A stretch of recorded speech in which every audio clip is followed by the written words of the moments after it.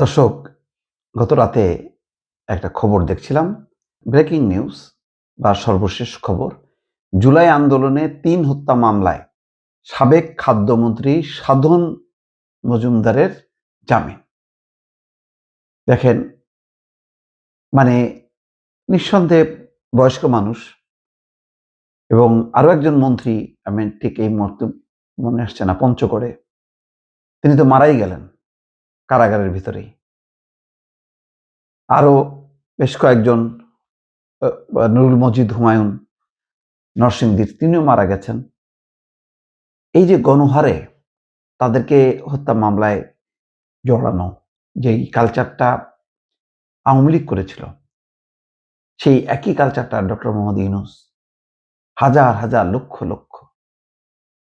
কিছুদিন আগে আমাকে এক সাংবাদিক একটা কাটিং পাঠাইছিল যে একজন মুক্তিযোদ্ধা, কিন্তু তিনি তার সেন্স হারাই ফেলছে, তার আর মানে কোনো বোধ বুদ্ধি নেই, কিন্তু যেহেতু মুক্তিযোদ্ধা আওয়ামী লীগ হিসেবে পরিচিত, তাকে কি করলো, ওই জুলাই অভ্যুত্থানের পর তাকে রাস্তার মধ্যে পেয়ে তাকে গণধুলাই দিয়ে তাকে কারাগারে পাঠিয়ে দিল। পড়েই থাকলো কারাগারে, তারপর মারা গেল। এইভাবে অপরাধীরা পালায় যায়। অপরাধীরা নিজের বাসায় থাকে না বা রাস্তায় ঘোরে না। বহু মানুষকে মিথ্যাভাবে তাদের কাছ থেকে কারসাজি করে রাজনৈতিক মহল, পুলিশ, প্রশাসন, তারা মিলেমিশে রমরমা ব্যবসা করলো। জুলাই যারা আন্দোলন করলো, যেসব শহীদ, তাদের রক্তের উপর দাঁড়ায় একেবারে মানে নেমোখারামি এবং বিশ্বাসঘাতকতা চূড়ান্তভাবে করলো। এবং দুঃখজনক হলো যে আইনমন্ত্রী আসিফ নজরুল বারবার বলার সত্ত্বেও তারা মানে মুক্ত হলো না। এই যে দেখেন, এখনো আমি বলি যে কয়েকজন সাংবাদিক আছেন, তাদের একটা নৈতিক অপরাধ হইতে পারে।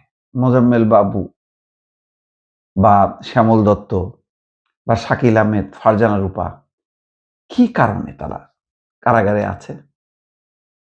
সাংবাদিক আনিস আলমগীর তো মুক্তি পেল, পান্না মুক্তি পেল, কারণ তাদের গায়ে ওইভাবে আওয়ামী লীগের ছাপ নেই। কিন্তু তাদের গায়ে ছাপ ছিল বলে ব্যাস তাদেরকে হত্যা মামলা দিয়ে ঢুকায়, এখনো পর্যন্ত আছে।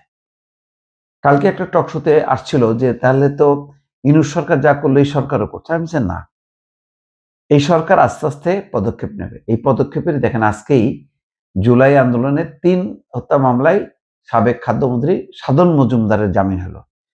এখন বেছে বেছে কার্যক্রমটা শুরু হয়েছে, কিন্তু গত 18 মাসে এই কাজটা তো হয়নি। সবচেয়ে বড় কথা হলো যে এইভাবে ভুয়া মামলা শুরুতেই যদি একটু হুঁশিয়ারি দেওয়া হতো যে যারা ভুয়া মামলা করছে, গণহারে যাদেরকে জড়ানো হয়েছে, সেই সব বাদী তাদের বিরুদ্ধে অপারেশন চলবে, তাহলে কিন্তু এইভাবে গণহারে মামলা চলতো না।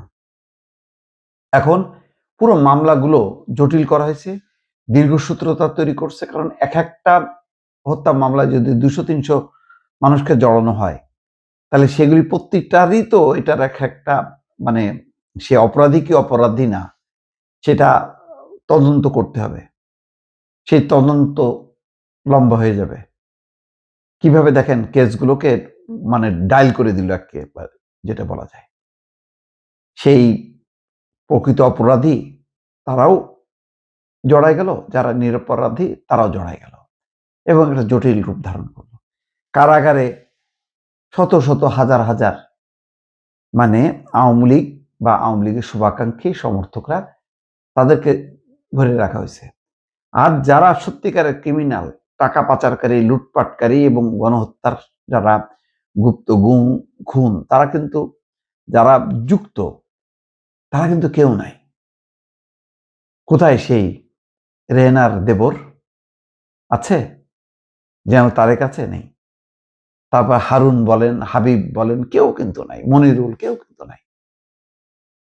যারা ছিল, যারা মনে করছে যে আমি তো অপরাধ করি না, আমি তো সরকারের নির্দেশ অনুযায়ী নাই কোথাও পিটাইছি, কোথাও মানে ফাঁকা গুলি করছি, এখন তাদেরকে আসামি বানানো হয়েছে, এখন তাদের বিচার চলতেছে। আর ক্রিমিনালরা পকার পার। আর এত মানুষ এইগুলিকে এখন তদন্ত করে মুক্ত করাটাও একটা জটিল কাজ হয়ে গেছে। কিন্তু প্রক্রিয়াটা শুরু করা দরকার। আজকে খাদ্যমন্ত্রী সাধন মজুমদার, এখন অনেকে বলবে ওই যে সাধন মজুমদার তো ওই ইন্ডিয়া খুশি করার জন্য এটা করছে। না, এই নীতি মানসিকভাবে আছে কিনা সরকারের আমি জানি না, আমি বিশ্বাস করি না। কিন্তু সাধন মজুমদারের ব্যাপারে আমি অসাম্প্রদায়িক দৃষ্টিকোণ থেকেই বলতে চাই যে কোন চোখ বন্ধ করে মানে বোঝা যায় যে ধরেন খায়রুল হক সাবেক বিচারপতি, প্রধান বিচারপতি, তার প্রতি আমার প্রচন্ড রাগ ক্ষোভ আছে। কারণ এই তত্ত্বাবধায়ক সরকার ব্যবস্থার মৃত্যু ঘটাই দিছে সে। কিন্তু তাই বলে সে হত্যা মামলার আসামি না। এরকম আরো অনেকে, সালমান এফ রহমান, এটা হইতে পারে না। আনিসুল হক, এখন তারা হইতে পারে রাষ্ট্রবিরোধী মামলা হইতে পারে যে তারা এই ধরনের ঘটনা সংগঠনে তারা বৈঠক করছে, মিটিং করছে, সেটা অন্য কেস। কিন্তু সরাসরি হত্যা মামলা দেয়া উচিত না। সুতরাং এই ব্যাপারে কিভাবে এর সমাধান হয় এটা কিন্তু ওই অন্তর্বর্তী সরকারের নীতি নিয়ে বিএনপি সরকারের চলা উচিত না। এর একটা সমাধান হওয়া উচিত দর্শক।